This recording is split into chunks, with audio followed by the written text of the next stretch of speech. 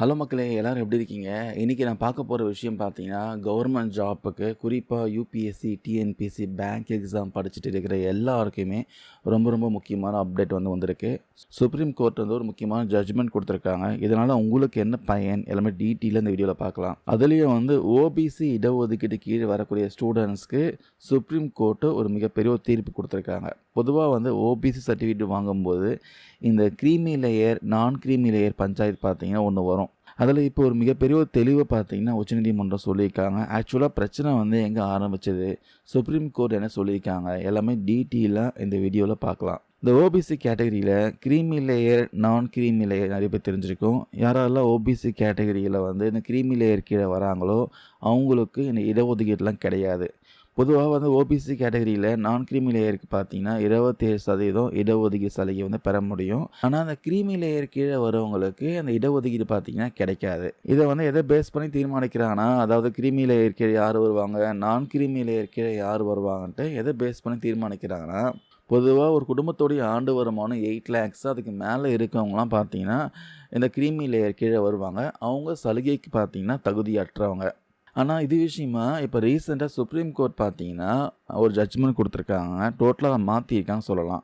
முதல்ல இந்த பிரச்சனை எங்கேருந்து வந்துச்சுன்னு பார்க்கலாம். ரீசென்ட்டா யுபிஎஸ்சி நடத்துற சிவில் சர்வீஸ் எக்ஸாமான ஐஏஎஸ், ஐபிஎஸ் எக்ஸாம் நிறைய பேர் பார்த்தீங்கன்னா, அப்ளை பண்ணியிருக்காங்க, பாஸ் பண்ணியிருக்காங்க. அவங்க பார்த்தீங்கன்னா, ஓபிசி பிரிவினருக்கான கிரீமி லேயர் அல்லாத, அதாவது நான் கிரீமி லேயர் பிரிவு கீழ இடஒதுக்கீடு கேட்டாங்க. ஆனா, மத்திய அரசுடைய யுபிஎஸ்சி என்ன சொல்லிட்டாங்கன்னா, உங்க அப்பா, அம்மாலாம் பேங்க்லயோ, இல்ல பொதுத்துறை நிறுவனங்கள்லயோ வேலை பார்க்குறாங்க.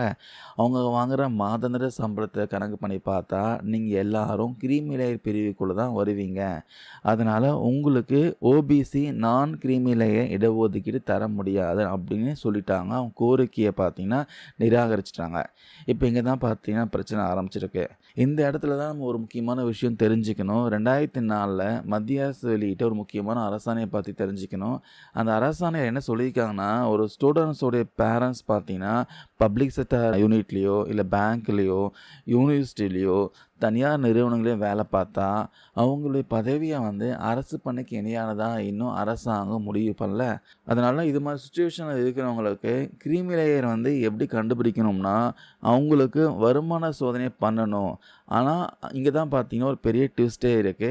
அந்த வருமான சோதனையில அவங்க மாதாந்திரம் வாங்குற சம்பளம் மற்றும் விவசாயத்தின் மூலம் வரும் வருமானத்தை சேர்க்கக்கூடாது அப்படின்னு அரசாணையில சொல்லியிருக்காங்க. அது அல்லாத மாற்று வழிகள்ல, அதாவது அதர் சோர்ஸ் ஆஃப் இன்கம் அவங்களுக்கு தொடர்ந்து 3 வருஷத்துக்கு ஒவ்வொரு வருஷமும் ரூ. 2,00,000 மேல வருமானம் வந்திருந்தா, இது பார்த்தீங்கன்னா 2004ல இருந்த லிமிட்.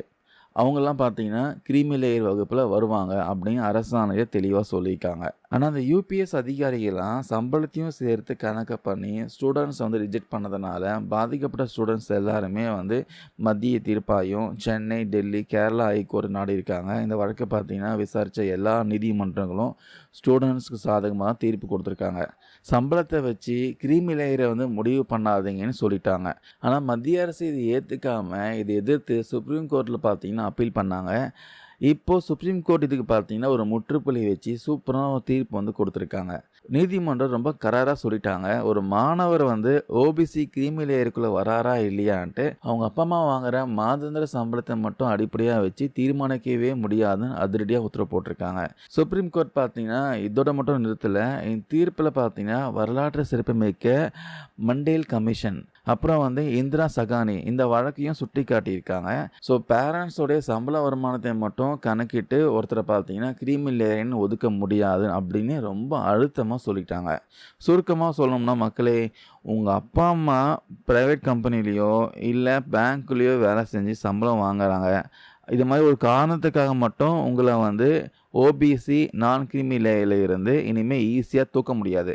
உண்மையிலே இது கவர்மெண்ட் ஜாப்க்கு போராடுற நடுத்தர வர்க்க மாணவர்களுக்கு இது ஒரு பெரிய வெற்றி சொல்லலாம். ஸோ நீங்களே சொல்லுங்கள், சுப்ரீம் கோர்ட்டோடைய இந்த அதிரடி தீர்ப்பு பற்றி நீங்கள் என்ன நினைக்கிறீங்க? ஓபி சர்டிஃபிகேட் வாங்குறப்போ நீங்கள் இந்த மாதிரியான ஏதாவது சம்பள பிரச்சனை ஃபேஸ் பண்ணியிருக்கீங்களா? உங்களுடைய அனுபவத்தை மறக்காமல் கீழே கமெண்ட்ஸில் சொல்லுங்கள்.